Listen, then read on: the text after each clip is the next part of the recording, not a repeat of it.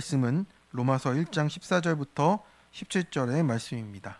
로마서 1장 14절에서 17절의 말씀 한 목소리로 합독하시겠습니다. 헬라인이나 야만인이나 지혜 있는 자나 어리석은 자에게 다 내가 빚진 자라. 그러므로 나는 할 수 있는 대로 로마에 있는 너희에게도 복음 전하기를 원하노라. 내가 복음을 부끄러워하지 아니하노니 이 복음은 모든 믿는 자에게 구원을 주시는 하나님의 능력이 됨이라. 먼저는 유대인에게요 그리고 헬라인에게로다. 복음에는 하나님의 의가 나타나서 믿음으로 믿음에 이르게 하나니 기록된 바 오직 의인은 믿음으로 말미암아 살리람과 같으니라. 아멘. 네, 오늘도 우리 수요 기초 양육의 말씀으로 이제 3주차를 진행하며 갑니다. 네. 오늘 또 비가 또 오기 시작하는 것 같고요. 내일하고 모레는 또 비가 많이 온답니다. 그래서 조심하시고 이 습습한 이 시기를 또 잘 보내시기를 기도합니다. 우리 합력기도 잘 하고 계시죠? 집집마다 하고 계신 게 맞죠? 예, 기억합니다. 저 이렇게 체크하고 있어요. 체크도 하시고 하면서 혹시 오지 못했다, 그저께 못했다 그러면요 밀린 거 하루에 좀 채워도 됩니다. 하나님은 시간과 공간을 초월하시니까 밀린 거 해도 하나님 인정해 주시는 걸로 하셔서 기도하시는 시간 꼭 가져주시길 부탁을 드립니다. 오래전에 뉴스 위크지에 마음이 심장을 병들게 한다는 기사가 실렸어요. 로스앤젤레스 인근에서 강력한 지진이 발생해서 부상자들에게 응급조치를 했는데요. 특별한 외상이 없는 생존자들도 심장 발작으로 또 사망을 했다라고 해요. 그래서 큰 외상도 없는데 왜 그러는지 이렇게 조사를 하게 됐답니다. 조사해 보니 관상동맥 질환을 앓은 적이 있거나 고혈압, 유전인자가 있는 사람들이 그랬대요. 그래서 쉽게 말해서 사망의 원인이 무엇인가 살펴보니 죽을 정도로 겁을 먹었다라고 해요. 그래서 그 기사를 보니까 감정과 심장 질환이 깊은 연관성을 가진다라는 이런 연구를 또 하게 되는 또 계기가 됐다라고 합니다. 그래서 지진과 같은 갑작스러운 충격만 그런 게 아니고 스트레스와 근심, 또 적대감이나 우울증이 지속될 때 우리 심장에 훨씬 치명적이다라고 이렇게 라는 걸 찾아낼 수 있었다라고 합니다. 그래서 우리의 마음이 무엇을 믿고 담고 살아가는지가 우리의 삶과 또 생명에도 정말 직결이 되어 있다라는 것을 보여주는 사례인 것 같습니다. 우리는 이제 띵크 양육 기초 3주차를 지나고 있습니다. 우리 삼위일체에 대해서 얘기했었고 기억하시죠? 저만 새로운 걸로 그리고 지난주는 예수 그리스도의 구속에 대해서 배웠습니다. 오늘은 믿음에 대해서 생각해 보려고 합니다. 앞서 얘기 드린 것 같이 믿음은 마음과도 연관이 있어요. 또한 믿음은 우리에게 질문과 응답으로 찾아지기도 합니다. 성도 여러분, 믿음과 의심에 대해 우리가 생각할 때 예수님의 제자 중에 자주 일컬어지는 사람이 누굴까요? 베드로도 있고, 그죠? 베드로도 있고, 또 누가 있습니까? 의심의 대명사. 매번 도마에 오르는 사람. 도마입니다. 아람어 이름으로도 도마예요. 그래서 예수님 뭐라 말씀하셨죠? 도마한테 보지 못하고 믿는 자들은 복되도다라고 했어요. 근데 이 말을 우리가 아무 증거 없이 믿으라라고 하는 말로 해석을 하기도 하거든요. 근데 그거가 아니고, 왜냐하면 이 도마는요 예수님과 3년간 생활을 했어요. 모든 말씀을 들었고 모든 이적을 보았는데, 그리고 또 예수님이 3번이나 십자가 고난과 부활에 대해서 분명히 말씀했는데 그것을 망각하셨기 때문에 말한 거예요. 주어진 근거가 뭡니까? 말씀이에요. 그러니까 말씀을 통해 믿게 하십니다. 성경에서 말하는 믿음은 분명한 대상이 있고요. 그 믿음은 그 대상에 대한 올바른 응답을 의미하는 겁니다. 맹목적인 수능과 맹종이 아니고 믿음이란 신앙의 대상이신 하나님에 대한 올바른 지식에 또 말씀에 근거해서 불가능해 보이는 역경 속에서도 신뢰하는 것을 의미하는 겁니다. 그렇기에 의심과 질문이 믿음에 반대되는 개념이기보다 참된 믿음으로 또 향하는 단계임을 우리가 알게 되는 거죠. 그래서 역설적으로 그 대상에 대해서 의심이 생겼다는 것은 진정한 관심이 촉발되었다라는 뜻이에요. 그래서 성도 여러분, 도마 이름의 뜻이 무엇인지 아십니까? 네, 쌍둥이에요. 네, 트윈스 이런 거죠. 네, 의심과 응답은요 쌍둥이에요. 결국 도마는 의심의 순간을 통해서 의심조차 받아주시는 예수님을 만나게 된 거고요. 우리가 어떤 지적인 지식으로가 아니라 참으로 믿기 위해서 의심을 통과한 겁니다.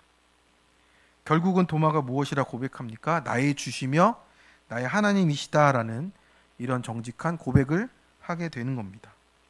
결국 도마도 돌고 돌아서 무엇을 인정하고 믿은 거예요?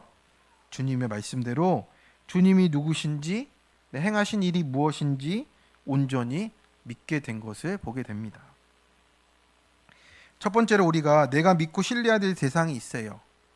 네, 우리 마태복음 16장 16절 한번 같이 읽어보도록 하겠습니다. 시작.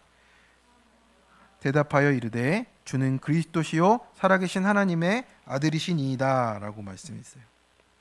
그래서 예수님은 세상이 자신을 선지자 중에 하나라 말한다 이야기 들으시고 제자들에게는 너희는 나를 누구라 하느냐라고 이렇게 물으셨어요. 네, 우리 여기 계신 성도님들은 예수님을 누구라고 말씀하고 계십니까? 베드로는 주는 그리스도시요 살아계신 하나님의 아들이시니이다라고 정확하게 대답을 했습니다.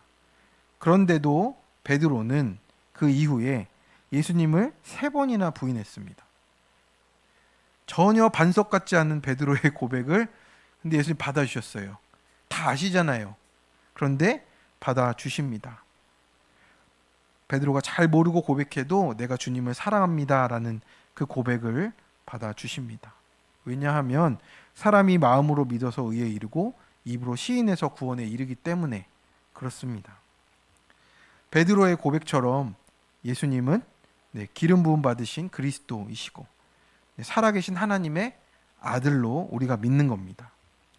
그래서 친히 시험을 받아 고난 당하셔서 시험 받는 자들도 능히 도우실 수 있는 하나님이시라고 우리에게 말씀하고 있습니다. 그래서 시간과 공간을 초월해서 계신 분이 시공간의 제약 속으로 들어오셔서 십자가에서 고통을 받으시고 죽음을 감당하셨습니다. 우리를 지극히 사랑하셔서 그 구원의 일을 완수하신 것이라고 우리에게 말씀해 주고 있습니다. 그래서 우리가 믿고 신뢰하며 따를 수 있는 분은 오직 예수님밖에 없다는 것을 우리에게 말씀해 주고 있습니다. 그래서 우리의 고백은 그리스도시요 살아계신 하나님의 아들이라고 우리가 입술로 고백을 해야 합니다. 그러면 그 고백이 나를 믿음으로 이끌어 주는 거예요. 내가 할 수 있는 게 아니고 말씀이 그것을 우리가 믿음으로 인도해 주신다라고 말씀을 합니다. 두 번째로 나는 어떻게 하나님과 그런 화평을 누릴 수 있습니까? 네, 우리 로마서 5장 1절에서 2절을 한번 읽어보겠습니다. 시작. 그러므로 우리가 믿음으로 의롭다 하심을 받았으니 우리 주 예수 그리스도로 말미암아 하나님과 화평을 누리자. 또한 그로 말미암아 우리가 믿음으로 서 있는 이 은혜에 들어감을 얻었으며 하나님의 영광을 바라고 즐거워하느니라. 아멘. 그래서 우리가 예수님을 믿는 믿음으로 의롭다 하심을 받아요. 우리의 행동이 바뀌어져서 어떤 상황이 바뀌어져서 우리가 의롭다 하게 된 게 아니고요. 하나님의 의로우심을 입고 오신 우리 예수님을 통해서 우리가 그 화평을 누리게 된다는 겁니다. 하나님은 예수님을 보시고 우리의 죄를 용서해 주시는 거예요. 예수님의 그 피 묻은 십자가를 통해서 우리의 죄를 용서해 주시고 하나님과의 관계가 예수님을 통해서 우리가 화평을 누릴 수 있게 된다라고 말씀을 합니다. 그래서 우리가 선악과를 따먹어서 어디서 쫓겨났죠? 네, 에덴에서 쫓겨났어요. 하나님의 기쁨을 누릴 수 있었던 그 동산에서 떠났었는데 이제는 예수님이란 생명나무에 우리가 붙어가니까 네, 뭐가 회복이 됐어요? 기쁨이 회복되는 거예요. 네, 하나님 안에 있는 기쁨, 어떤 쾌락과 우리가 즐겨내는 오락거리가 아니고요. 진짜 기쁨이 되살아나는 겁니다. 네, 거기에 있는 참된 기쁨이 있다라고 말씀을 하는 겁니다. 그래서 환난 중에 있을지라도 내 믿음으로 하나님을 소망하면 넘치는 사랑 가운데 또 우리가 그 어려움 상황들을 또 넉넉히 이기며 갈 수 있도록 또 하나님의 은혜를 부어 주십니다. 그러면 세 번째로 어떤 사람이 구원을 얻습니까? 네, 우리 로마서 10장 9절에서 11절, 13절의 말씀을 같이 좀 읽어 보겠습니다. 시작. 내가 만일 내 입으로 예수를 주로 시인하며 또 하나님께서 그를 죽은 자 가운데서 살리신 것을 내 마음에 믿으면 구원을 받으리라. 사람이 마음으로 믿어 의에 이르고 입으로 시인하여 구원에 이르느니라. 누구든지 주의 이름을 부르는 자는 구원을 받으리라. 아멘. 그래서 하나님은 우리에게 구원의 길을 베풀어 주셨어요. 선지자와 사도들을 통해서 그 전파된 말씀, 그 복음으로 우리를 구원으로 인도하셨습니다. 그래서 구원으로 이끄는 길과 진리고 생명이신 분은 우리 예수 그리스도라고 분명히 밝히고 있습니다. 그래서 몸으로 부활하고 오늘날까지 살아계신 분은 예수님밖에 없어요. 모든 종교 지도자들 지금까지 자신의 말이 진리라고 말했던 사람 중에 자신의 말을 이렇게 증거하신 분은 예수님밖에 없다라고 말씀을 하십니다. 그래서 우리가 이것을 믿을 때 사도 바울은 뭐라고 합니까? 마음으로 믿으라라고 합니다. 마음으로. 네. 그래서 마음은 인간의 내적인 본성이잖아요. 그래서 우리가 하나님과 연결될 수 있는 통로입니다. 거기서 하나님이 인간을 다루시는 자리예요. 그래서 우리의 마음에서부터 하나님을 향한 순종과 불순종, 믿음과 불신이 결정이 되는 겁니다. 그래서 우리 마음이 그렇게 중요한 거예요. 우리 옆에 있는 분에게 마음이 그렇게 중요하대라고 한번 얘기해주세요. 마음이 그렇게 중요합니다. 마음이 없으면 또 안 되잖아요. 그러므로 말로만 믿는다고 해서는 안 됩니다. 내 입으로 예수를 주로 시인하고 나를 위해 십자가 죽으시고 부활하신 예수님을 마음에 믿으라고 하세요. 그러면 구원에 이르게 된다라고. 차별이 없습니다. 예수님을 믿고 그분의 이름을 부르는 자는 누구나 구원을 받습니다.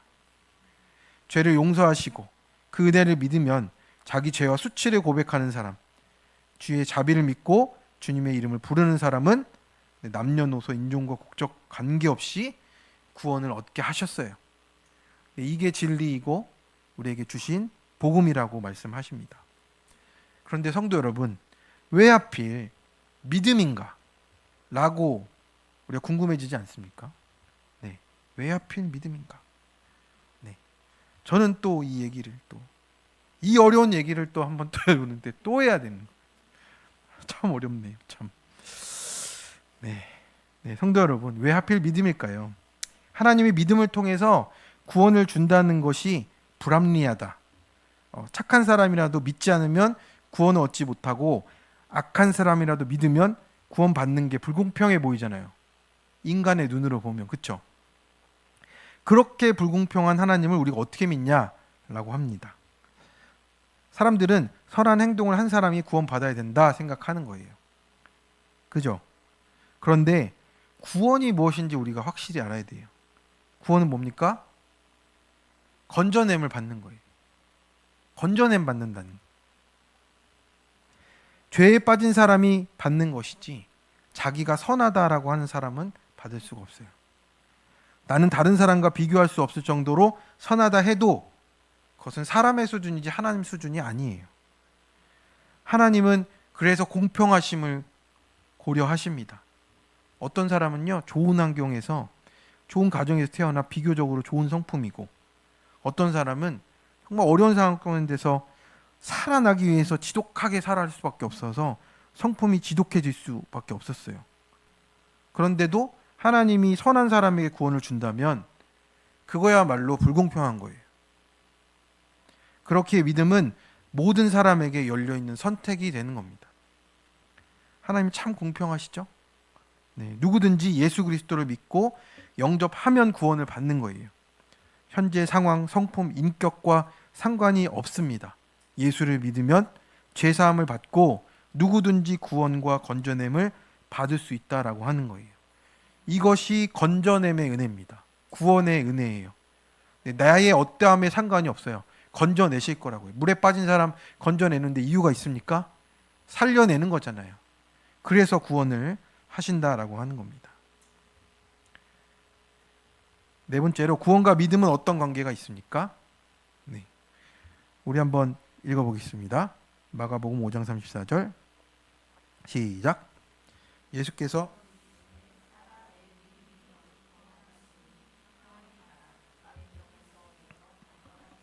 네, 그 다음 거 또 한 번 주세요.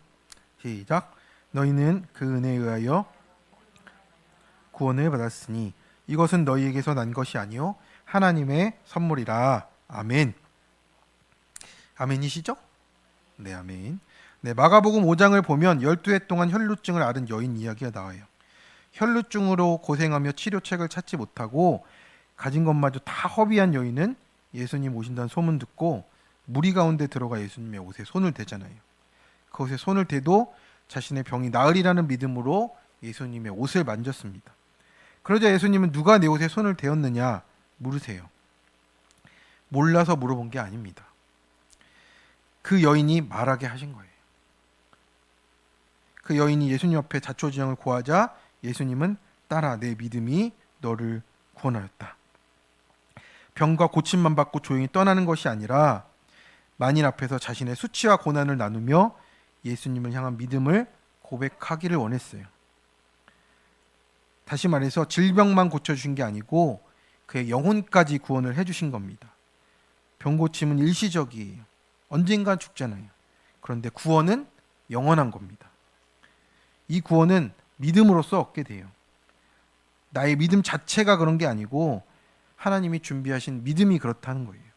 믿음도 구원도 전적으로 하나님의 선물이고 은혜입니다. 여기 앉아 있는 것조차도 사실 은혜예요. 네. 내가 있고 싶어서 있는 게 아니고 하나님의 은혜로 이끌어 주신 겁니다. 구원은 예수님의 이름을 듣는 데서 시작되고 예수님과 만남을 통해서 이루어지는 겁니다. 혈루증 여인에게 병이 나은 것보다 더 큰 기적은요, 예수님을 믿게 된 겁니다. 그게 기적입니다. 네. 예수님이 보여주실 표적이 그거밖에 없다고 그랬잖아요. 뭐 오병이어를 더 하고 이런 게 아니고 영혼 살리기 위해서 죽었다 살아나는 것밖에 보여주실 것이 없습니다. 그것이 더 큰 표적인 줄로 믿습니다. 성도 여러분, 참 또 어려운 일을 저에게 시키십니다. 하나님을 내게 보이시라는 사람이 있어요. 그죠? 하나님을 내게 보면 믿겠다. 그래서 요즘에 시대적인 분위기가 무신론으로 기울잖아요. 하나님 얘기하면 저 무슨 뭐 저 신하라 까먹은 소리라냐 막 이러고, 사람은 의식하는 것 이상으로 시대의 사고 방식에 상호 영향을 받아서 그래요. 현대적인 정신이 감각 기관에 따라서 파악되는 것만을 존재한다라고 생각하는 그런 특징을 가졌는데, 눈앞에 컴퓨터, 뭐 전화 이런 거는 존재하는 건 믿지만 눈에 보이지 않는 것의 실체는 간과하는 거예요. 인간의 감각 기관은 제한적이잖아요. 못 보는 것도 많고요. 듣지 못하는 것도 많아요. 느낄 수 없는 것은 물론이고요. 아무리 좋은 관찰 도구를 사용해도 인간은 물질의 최소 단위도 볼 수 없고요. 우주 바깥에 나가서 우주 자체도 볼 수도 없어요. 그림의 일부분이 그림 전체를 어떻게 봅니까? 그렇다면 하나님도 마찬가지입니다. 하나님이 너무 크거나 작기 때문이 아니고 하나님은 피조 세계에 속한 물체나 일부분 따위가 아닙니다. 야훼라는 말은요, 여호와잖아요. 여호와는 이제 조금 발음이 잘못된 거고 야훼가 오히려 더 가까운데, 야훼는 스스로 있는 자라는 헬라적 표현이에요. 근데 이 헬라적 해석을 뛰어넘어서 야훼 하나님은 존재 그 자체이신 거예요. 이 세상 모든 만물의 근원을 뜻하는 겁니다. 그러니까 헬라적으로 얘기하니까 스스로 있는 자라고 했지 그걸 인물로 형상화하려고 했는데 그게 아니고 존재 그 자체로 이해하시는 게 더 신학적이에요. 네, 하나님 어떤 형상으로만 이렇게 끊어졌고 이런 분이 아닙니다. 존재 그 자체시고 그 우리가 사는 세계와 우주와 구분되는 존재이시고 모든 존재를 창조한 분이십니다. 그래서 화가가 그림을 그릴 때 화가의 존재는 그림과 구분이 되잖아요.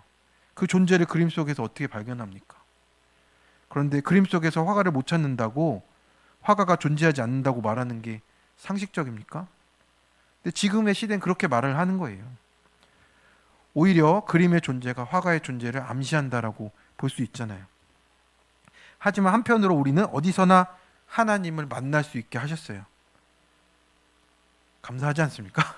내가 어떻게 그러면 하나님을 만나겠어요? 지금 그러면 그렇습니다. 하나님은 이 시간과 공간 안에 예속이 안 되지만 모든 시간과 공간은 그분 안에 속해 있습니다. 하나님을 만나기 원한다면요, 멀리 갈 필요가 없습니다. 부르신 교회로 오세요. 자, 그리고 지금 있는 이 자리가 하나님을 만나는 자리입니다. 북극을 경험하지 못한 사람이 북극의 없음을 주장한다고 해요. 이거 솔직한 거죠. 그런데 그 주장은 현실에 대한 정확한 표현이 아니잖아요. 자신의 경험만 얘기한 거지. 그 사람이 북극이 없다고 주장한다고 해서 북극이 사라집니까? 마찬가지로 신이 없다고 아무리 주장해도 하나님이 사라지는 거 아니에요. 우리가 인정하든 인정하지 않든 존재하는 것은 존재하기 때문에 그렇습니다. 심지어 그분은 존재의 그 자체라니까요. 우리가 아무리 말을 해도 우린 존재물이고 존재는 우리가 만나질 수가 없어요. 우리 스스로는 만날 수가 없습니다. 하나님 만나 주시니까 만난다라고 하는 거예요. 그러면 우리는 보이지 않는 하나님을 어떻게 만납니까? 목다님 어떻게 하나님 만나요? 저한테 물어볼 수밖에 없잖아요. 바로 하나님의 현존을 통해서 가능한 거예요. 하나님의 현존. 하나님의 임재와 현존을 통해서 그분을 만나는 겁니다. 우리가 아까도 찬양했잖아요. 이곳에 오셔서 이곳에 앉으. 네. 저 노래 잘하죠? 자, 그래서 그림 안에서 화가를 직접 만날 수 없지만 그림 안에서 화가의 손길이 녹아 있잖아요. 그 닿아 있는 손길을 통해서, 그 흔적을 통해서 하나님의 현존을 경험하라고 하는 겁니다. 현존은 어떤 의미에서 존재보다 더 중요하다고 설명이 됩니다. 내 옆에 있는 존재는 내 속으로 못 들어오잖아요. 내 속으로 들어오면 죽어요. 어떻게 할 거예요? 내 살의 반을 잘라내고 붙인다. 너무 무서운 표현이기도 한데, 그분도 나랑 같이 이렇게 현존할 수는 없어요. 같이 옆에 존재하는 거지. 근데 하나님은 우리의 속으로 들어오십니다. 그래서 현존하시는 거예요. 현존하는 존재는 내 옆에 없어도 나의 내면으로 들어오잖아요. 여러분, 어머님의 사랑, 또 할머니의 사랑, 이런 게 우리 마음속에 들어오잖아요. 겉에 없지만 들어오는 것처럼 하나님이 말씀을 통하여서 내 삶 속에 깊은 하나님의 현존으로 들어오신다라는 겁니다. 그 만지심을 경험하고 우리가 깨달을 수 있게 된다라는 겁니다.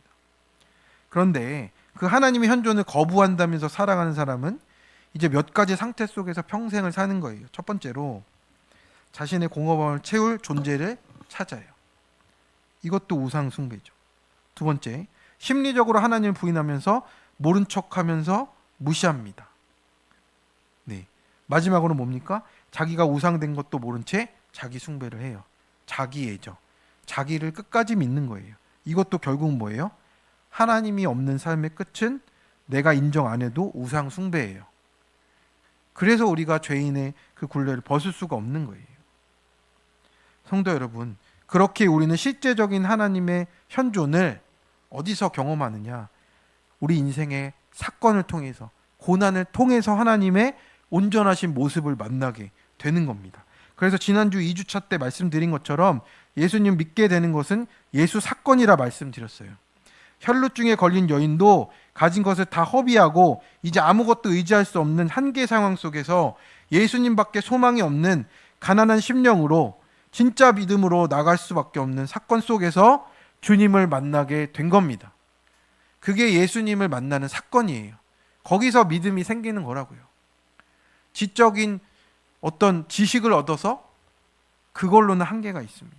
근데 하나님의 참되신 그 구원의 모습을 보려면 정말 예수님이란 렌즈를 통해서 우리가 하나님을 보게 된다라는 겁니다. 그렇습니다. 그래서 우리가 참되신 하나님을 만나는 그 예수의 사건이 우리 삶 가운데 있기를 축원합니다. 그러면 다섯 번째로 예수님을 영접하면 어떤 권세를 얻습니까? 네, 우리 한번 같이 읽어보도록 하겠습니다. 시작. 영접하는 자.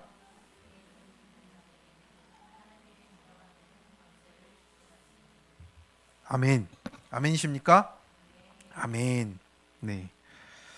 예수 그리스도를 나의 구주로 영접하면 그분의 자녀가 된다라고 그 권세를 주셨다라고 합니다. 이게 뭐 세도를 부리는 권세가 아니고요. 네. 그 하나님의 자녀가 되는 이 권리를 주셨다라고 하는 거예요. 하나님의 영이신 성령님이 우리 안에 거하신다라는 거예요. 우리가 하나님 자녀 된 거는 하나님의 그 거룩함이 내 안에 임했기 때문에 그런 거예요. 여러분, 거룩함이 내 안에 임했다. 그럼 뭐가 떠오를 것 같아요? 내가 죄인임이 발견이 되는 거예요. 뭐 갑자기 불러불러 쉐쉐 이게 아니고 거룩함이 임하면요, 내가 죄인임이 발견되는 거예요. 그래서 우리가 하나님 만나지는 겁니다. 하나님 말씀을 듣고서 그것을 진리라고 인정하며 받아들일 때 성령님이 역사하세요. 성령님은 나와 함께 하시고 내 인격 또 일 가운데 사고 방식 가운데 머물면서 나와 하나님의 연합을 이루게 하시는 겁니다. 그러면 세상에 속해 살던 사탄의 자녀로 살던 내가 하나님의 자녀로 새롭게 태어난다. 이것을 거듭남이라고 하는 거예요. 거듭남. 그런데 내가 사탄의 자녀라는 말이 무슨 말일까요? 아니, 얼굴이 빨개지고 내 머리에 뿔이라도 나는 겁니까? 아니죠. 그렇지 않아요. 그게 뭐냐면 나는 죄가 없고 문제 없는 사람이니 예수가 필요 없다라고 생각하는 사람이 그 사람이에요. 그 말인즉슨 지금 나에게 이런 삶을 준 하나님은 100% 틀렸고 내가 100% 옳은데 무슨 얼어 죽을 예수냐 하는 사람을 말하는 거예요. 어떤 측면에서건 하나님, 예수가 무슨 필요 있어? 라는 상태가 적극적이든 소극적이든 하나님께 대적하는 거라고요. 사탄이 대적자잖아요. 예수 필요 없어가 분노가 크던 작건, 예수 필요 없다 하며 산다는 뜻은 하나님 무시하는 인생입니다. 그게 세상에 속한 인생이에요. 성도 여러분, 오늘 우리는 1장 12절을 같이 읽었어요. 너무 잘 아는 말씀이죠. 오늘 말씀을 준비하면서 이 장면이 떠올랐습니다. 예수님이 십자가에 달리시기 전에 대제사장들이 십자가의 죄패 유대인의 왕이라고 쓴 것에 반발했다고 합니다. 유대인의 왕이란 용어가 하나님이 보내신 기름 부음 받은 자, 곧 메시아적 정체성을 의미했기에 왕 혹은 신성과 연결지은 이 표현을 너무도 싫어해서 바꾸라고 난리를 친 거예요. 예수님이 왕이 아니라 이거죠. 예수 필요 없다는 아주 적극적인 표현이에요. 오늘 나는 어떻습니까? 성도 여러분, 제가 띵크 양육교사 양육을 할 때 꼭 하는 말이 있습니다. 여기 모인 우리는 누구나 누구로부터 상처받은 피해자입니다. 그런데 이 양육이 끝났을 때 우리는 무엇이 되어야 하는 걸까요? 피해자가 아니게 되어야 하는데, 그럼 피해자가 아니려면 뭐가 돼야 돼요? 가해자가 돼야 됩니까? 그것도 아니잖아요. 그 뜻이 무엇입니까? 양육자가 되라고 하는 겁니다. 더 이상 피해자의 자리에 있는 게 아니고 그 상처를 안고 내 고난을 약재료로 사람 살리는 양육자가 되라고 제가 말해줘요. 그 뜻이 뭡니까? 내 인생을 말씀으로 해석하는 겁니다. 하나님이 100% 옳다는 고백 속에 내 인생을 온전히 받아들인 양육자가 되라는 뜻입니다. 그게 뭐예요? 영접이에요. 내 인생이 100% 하나님의 말씀으로 해석이 되어서 예수님이 왕이셔서 내가 엎드려지는 게 영접이에요. 요한복음 1장 10절에서 12절을 다시 읽어보겠습니다. 12절까지 연결해서 시작. 그가 세상에 계셨으며 세상은 그로 말미암아 지은 바 되었으되 세상이 그를 알지 못하였고 자기 땅에 오매 자기 백성이 영접하지 아니하였으나 영접하는 자 곧 그 이름을 믿는 자들에게는 하나님의 자녀가 되는 권세를 주셨으니. 예수님이 어디로 오셨다 합니까? 자기 땅, 자기 백성에게 오셨다라고 해요. 이런 말을 누구한테 쓰는 겁니까? 왕한테 쓰는 말이에요. 왕으로서 이 땅에 오신 분을 왕으로 영접하라고 말하는 겁니다. 성도 여러분, 예수님을 왕으로 영접하시기 바랍니다. 그래야 예수님을 예수님으로 만나는 거예요. 그 전까지는 예수님 그냥 좋은 아저씨죠. 좋은 말 해주고 그냥 저기 초원이나 건의는 어떤 목자 같은 분이라 생각하는 거죠. 그런데 정말 왕으로 모시길 바랍니다. 그럼 어떻게 됩니까? 13절입니다. 시작. 이는 혈통으로나 육적으로나 사람의 뜻으로 나지 아니하고 오직 하나님께로부터 난 자들이니라. 우리의 믿음이 어디서부터 시작돼요? 하나님으로부터 시작되는 믿음으로 바뀌는 거예요. 세상의 지식과 방법으로 절대 얻을 수가 없는 믿음입니다. 오직 말씀을 말씀으로 믿어내는 믿음으로 거듭나야 한다라는 말이에요. 성도 여러분, 여기까지 꼭 가시기를 바랍니다. 6번째, 영생은 그럼 무엇입니까? 넘어가겠습니다. 영생은 무엇입니까? 같이 읽겠습니다. 시작. 예수께서 이르시되 나는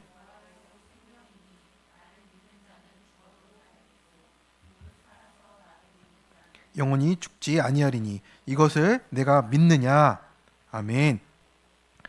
그래서 우리가 예수님을 믿는 것은 결국에는 십자가에 달려 돌아가셨지만 그 사망 권세를 이기고 부활하셔서 지금 하나님 우편에 앉아서 지금도 온 세상을 복음으로 다스리고 계신 예수님을 만나야 한다라는 겁니다. 부활이요 생명이신 예수님 안에 있는 자에게는 결코 사망이 왕노릇을 할 수가 없어요. 복음이 이제 왕노릇을 하게 하는 거고요. 복 중의 복인 영생의 복을 얻게 된다. 하나님의 생명으로 살아가게 된다라는 거예요. 여기 있는 분이 노화하지 않고 나중에 늙어서도 죽지 않는다는 걸 얘기하는 게 아니고 이제 하나님의 생명이 나한테 접붙여져서 우리의 영이 하나님 안에서 정말 영원까지 살아가는 존재가 된다라는 겁니다. 그리고 우리가 죽음 이후에 예수님 다시 오시면 몸의 부활로 다시 같이 살아난다라고 우린 그것을 믿게 된다라고 하는 것이죠. 그래서 영생은 그래서 어떻게 였습니까? 요한복음 3장 16절 같이 읽도록 하겠습니다. 시작. 이처럼 사랑하사 독생자를 주셨으니 이는 그를 믿는 자마다 멸망하지 않고 영생을 얻게 하려 하심이라. 아멘. 하나님께서 세상을 이처럼 사랑하셔서 자기 유일한 아들 독생자를 주셨습니다. 그래서 그를 믿는 자마다 멸망하지 않고 영생을 얻게 하려 하셨다라고 오늘 우리에게도 말씀을 하십니다. 그래서 우리가 예수님을 그저 머리로만 안다고 구원받는 것이 아니에요. 나를 구원하신 주님으로 믿고 영접하는 겁니다. 예수님을 나의 구주로 믿지 않은 사람들은요, 아까도 말씀드렸지만 심판에 머물러 있는 겁니다. 그냥 심판 받겠다라고 그냥 선포하고 사는 거예요. 근데 예수 그리스도를 구원을 받아들이면 하나님은 그 영혼을 사망에서 생명으로 옮기시는 줄로 믿습니다. 그래서 영생을 얻은 자는 어떻게 됩니까? 띵크 기초 양육에 나온 큐티 간증을 함께 나누겠습니다. 믿지 않는 가정에서 첫째 아들로 태어난 저는 어릴 때부터 부모님이 돈 때문에 자주 다투시는 모습을 보며 자랐습니다. 청년 시절에 교제하던 자매의 인도로 교회를 다니게 되었고 성경에 손을 얹고 목사님의 주례로 결혼도 했습니다. 그러다 저는 신혼 초에 음란물을 보는 것을 아내에게 들켰습니다. 사실 그 전까지 음란물을 보는 것을 죄라고 여기지 않았습니다. 그것으로 누구에게 피해를 주지도 않고 단지 나의 욕구를 해소하는 방법이라고 생각했기 때문입니다. 그러나 결혼 후 아내가 제게 크게 화내고 고통받는 모습을 보면서 음란물 시청이 죄임을 비로소 인식하였습니다. 하지만 저는 이 사건을 숨기고 도망치고 싶었습니다. 그런 제게 아내는 교회 소그룹 모임에서 이 일을 고백하면 용서해 주겠다 했습니다. 회피 성향이 강한 저로서는 도저히 그렇게 할 수 없었지만 그동안 공동체에서 들은 말씀이 있기에 아내의 말대로 적용할 수 있었습니다. 그 교회에서 양육을 받으면서 다른 이성과 육체적 관계를 해야만 죄라고 여기며 내 속의 음란을 합리화한 것을 회개하게 됐습니다. 그리고 양육을 받은 후에 예수 그리스도의 종 바울은 사도로 부르심을 받아 하나님의 복음을 위하여 택정함을 입었으니 라는 말처럼 저도 소그룹의 리더로 부르심을 받게 되었습니다. 지금은 소그룹 모임에서 새로운 지체들을 만날 때마다 저에게 음란 중독이 있음을 고백하고 있습니다. 하나님의 사랑하심을 받고 성도로 부르심을 받은 모든 자에게 하나님 우리 아버지와 주 예수 그리스도로부터 은혜와 평강이 있기를 원하노라 말씀과 같이 저의 중독을 고백할수록 제가 힘을 잃어 은혜와 평강이 임하는 것을 경험합니다. 제게 임한 복음이 누구에게나 필요함을 알아 제가 만난 주님을 담대히 전하는 삶을 살아가게 소망합니다. 그렇습니다. 영생을 얻은 사람은 어떻게 살아갑니까? 자신의 수치와 죄를 고백하며 살아갑니다. 네. 그 조롱도 영생을 얻은 그 은혜로 고백하며 살아가는 거예요. 말씀을 맺겠습니다. 우리 성도님들, 오늘의 말씀은 예수 그리스도를 믿는 믿음이 우리에게 무엇을 말하는지를 오늘 말씀을 나누었습니다. 그래서 우리 복음은요, 믿는 자에게 구원을 주시는 하나님의 능력입니다. 값없이 받았지만 그것을 우리가 빚진 자의 마음으로 전하고 살아갑니다. 그래서 이제는 정말 그 믿음이 하나님으로부터 난 우리 모든 성도님들 되시길 간절히 축원합니다. 그래서 내가 주님을 영접한 것은 복음이 나를 뚫고 들어오도록 열어놓는 거예요. 복음이 나를 뚫고 들어가야 말씀으로 살아내진다라고 하십니다. 그래서 그 믿음으로 살아가시는, 그래서 영생 안에서 정말 나의 수치와 조롱도 내어놓고 하나님의 생명으로 살아가시길 축원합니다. 적용 질문입니다. 베드로와 도마 중에 나는 누구와 비슷합니까? 말씀을 들으며 의심해서 참된 믿음으로 나아갑니까? 구원은 오직 예수 그리스도를 믿음으로 이루어진다는 것이 인정되십니까? 예수님을 영접함으로 거듭난 하나님의 자녀되는 근거가 변하지 않는 하나님의 말씀임을 믿습니까? 오늘 밤 이 세상을 떠난다면 천국에 갈 수 있는 확신이 있습니까? 네, 우리 이 시간 우리 함께 말씀을 가지고 기도했으면 좋겠습니다. 우리 결단 기도와 합력 기도를 같이 할 건데요. 우리 결단하는 기도는 우리 말씀을 기억하면서 했으면 좋겠습니다. 우리가 베드로 같은 믿음도 있을 수 있고요. 막무가내로 믿으려고 하는 사람도 있고, 의심과 응답 속에서 믿는 사람도 있습니다. 하나님, 우리가 그 어떤 것이든 말씀을 통해서 참된 믿음으로 나가게 해달라고 우리 같이 기도하겠습니다. 그리고 구원은 오직 예수 그리스도를 믿음으로 이루어지고 예수님을 영접함으로 우리가 거듭나도록, 그래서 오늘 밤 내가 이 세상을 떠나도 천국에 가는 확신이 내 안에, 또 영생을 누리는 확신이 삶 가운데 나타나도록 우리 함께 먼저 잠깐 기도하겠습니다.